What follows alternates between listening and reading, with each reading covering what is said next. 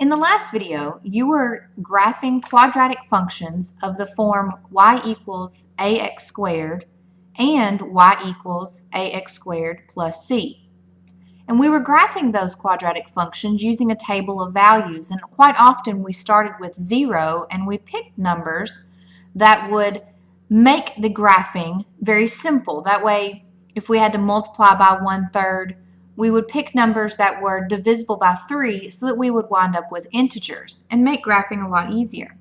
And we also discussed the axis of symmetry is the line that crosses through the vertex, and your points are mirrored images of each other on either side. So it was easy to line the other dots up for the other half of your quadratic function.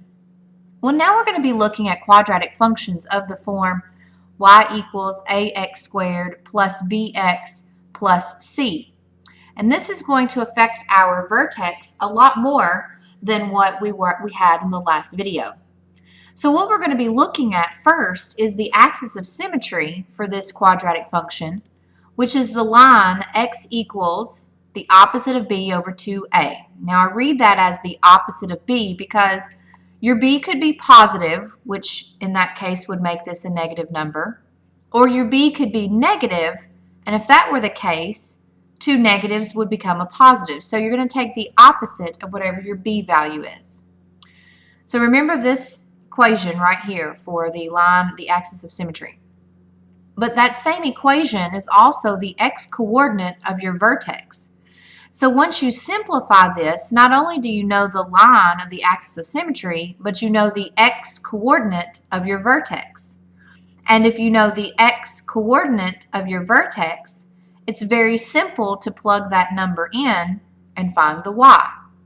So what we're going to have to do with quadratic functions in this form is actually identify where the vertex is, and then we're going to choose numbers on either side of that vertex in order to be able to graph our quadratic function and have both sides of the parabola. So let's look at this first problem. In this problem, you will graph a function of the form y equals a times x squared plus b times x plus c. What is the graph of the function y equals x squared minus 6 times x plus 4? Step 1. Find the axis of symmetry and the coordinates of the vertex. It's very important to have these steps on how to graph these quadratic functions. First, find the equation of the axis of symmetry.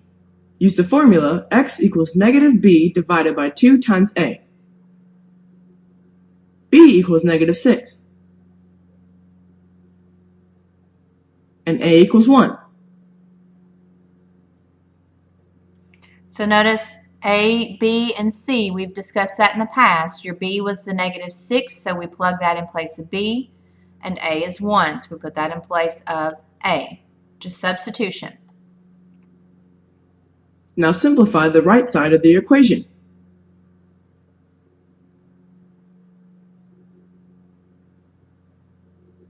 The equation of the axis of symmetry is x equals 3. How are the vertex and the axis of symmetry related? We discussed this in the last video, and I actually just discussed it with you when we were going over the key concepts. What does the axis of symmetry do to the vertex? Think about that. We have discussed it. The vertex is on the axis of symmetry. You can use the equation for the axis of symmetry to find the x-coordinate of the vertex. So the x-coordinate of the vertex is 3. When x equals 3, think about your linear equations. When x equaled a number for linear functions, that was a vertical line straight through 3 in this case. That's your axis of symmetry, that vertical line where x is 3. So the line crosses at 3 on the x-axis, which means that the vertex is going to be somewhere on that axis of symmetry. It doesn't mean it's going to be on the x-axis at 3, but it will be somewhere on that axis of symmetry. We just have to determine what the y value of the vertex is going to be. Now find the y-coordinate of the vertex. Write the function. Substitute 3 for x to find the y-coordinate of the vertex.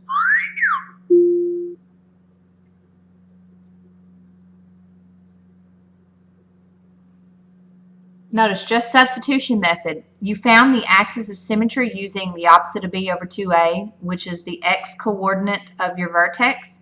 So just substitute 3 in place of x and solve for y. Simplify the right side of the equation.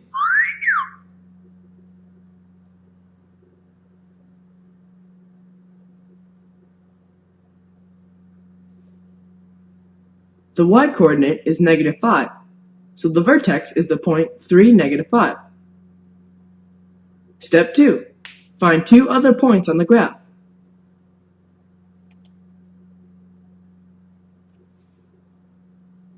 Find the y-intercept of the graph.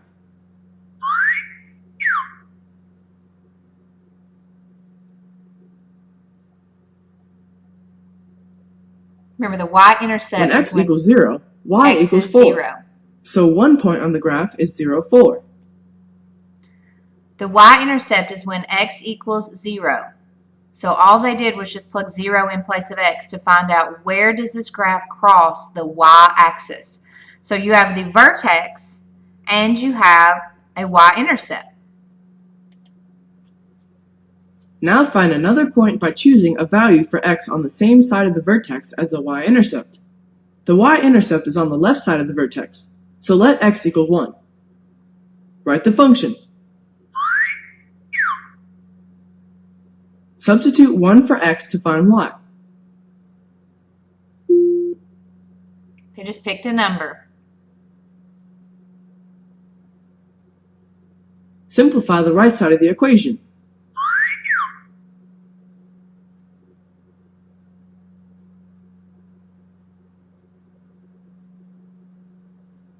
When x equals 1, y equals -1. So another point is 1, -1.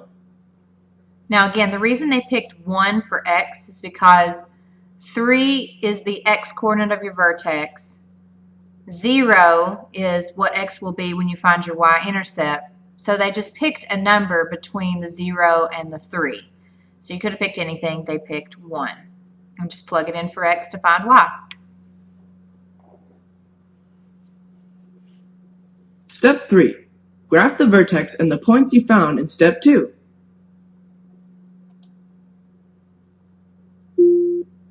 Graph the vertex 3, -5. Now graph the y-intercept 0, 4. And graph the other point at 1, -1. Now, all they did was plot those points. And think about what the axis of symmetry is. It's that vertical line that I discussed with you, straight through x equals 3. And this is where your graph is symmetrical, which means everything on the left side will match up with everything on the right side of that line. Reflect the points from step 2 across the axis of symmetry to get 2 more points on the graph. Graph the axis of symmetry, x equals 3. Now reflect 0, 4 across the axis of symmetry, and reflect 1, -1 across. Connect the points with a parabola.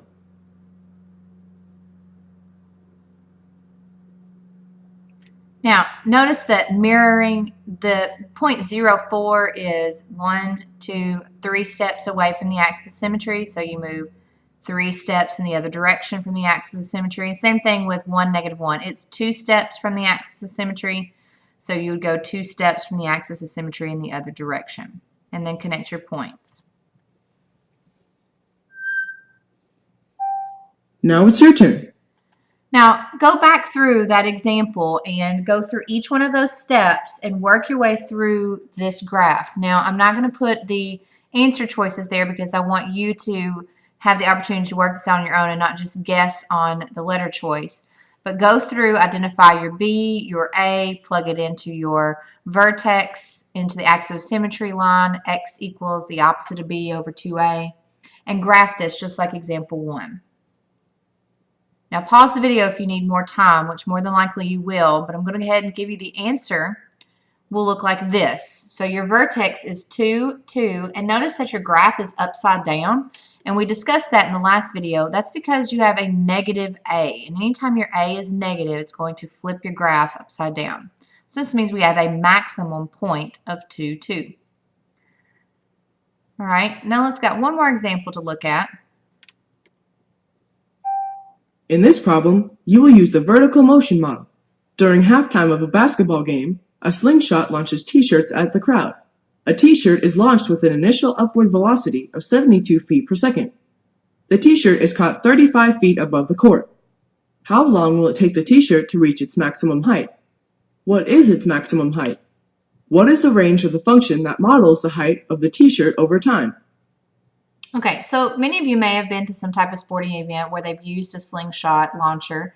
And so depending on how you launch the t-shirt, it's going to depend on where it's going to go, how fast it's going to go, how high it's going to go. And so we're going to look at this example with the velocity and the height and stuff that they've given us.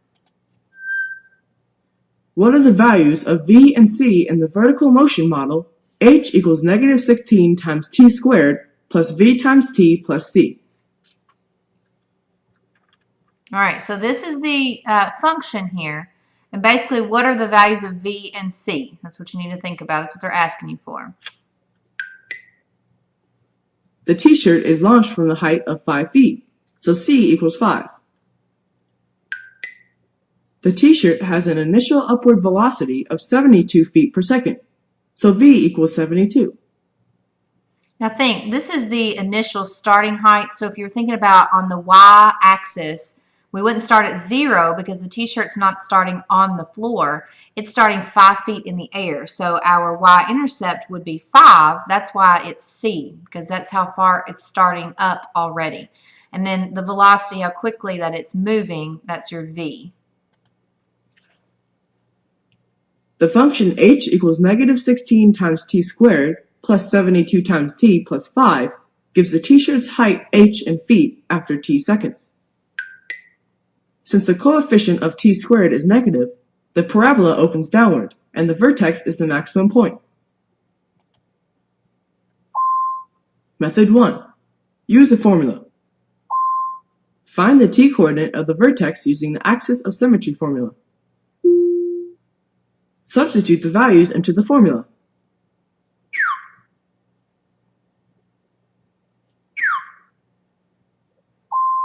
Simplify to find t.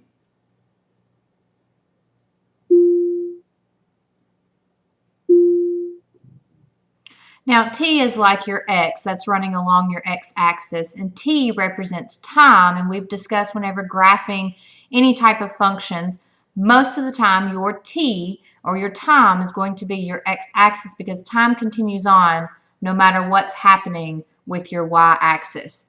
So our time in seconds here for our vertex, which we've already discussed, I said was our maximum height, is 2.25 seconds. Now find the h-coordinate of the vertex. Substitute 2 and 25/100ths for t. Simplify to find h.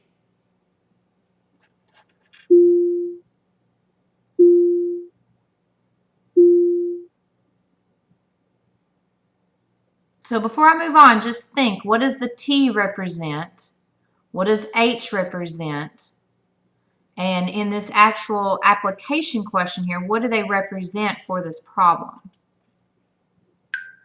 The vertex of the parabola is the point 2 and 25/100ths, 86. So the t-shirt will reach its maximum height of 86 feet after 2 and 25/100ths seconds. The range describes the height of the t-shirt during its flight. The t-shirt starts at 5 feet, peaks at 86 feet, and then is caught at 35 feet. So the height of the t-shirt at any time is between 5 feet and 86 feet, inclusive. So the range of the function is 5 is less than or equal to h, which is less than or equal to 86. Method 2. Use a graphing calculator.